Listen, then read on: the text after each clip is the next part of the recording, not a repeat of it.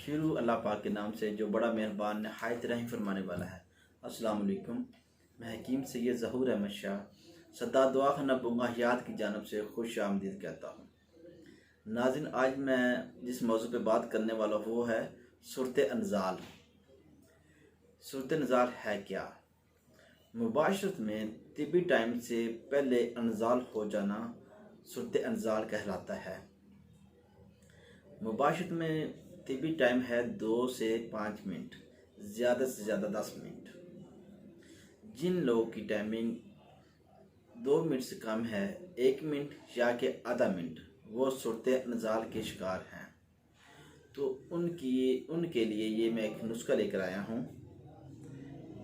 ये सूरत अनज़ाल के लिए बेहतरीन इलाज है। तो नुस्खे की तरफ बात करते हैं।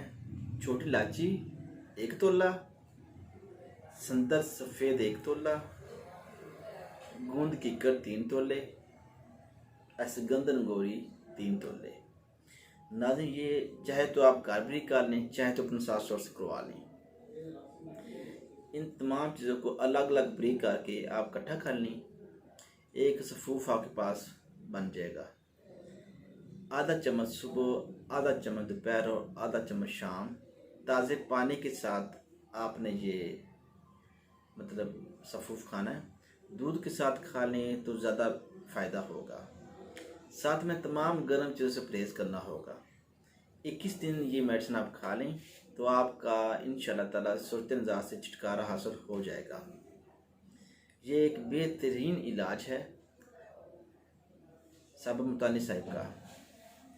तो चीज़ें मैं दोबारा बता देता हूँ। छोटी इलायची 1 तोला, संतर सफ़ेद 1 तोला, असगंधन गोरी 3 तोले और गूंद कीकर 3 तोले। सफ़ूफ बना लें। दूध के साथ या कि पानी के साथ आप खाएं। गर्म चीज़ से परहेज़ रखें। अल्लाह पाक सेहत और शफा अता फरमाएगा। इसी के साथ इजाज़त दीजिए। अल्लाह हाफिज़।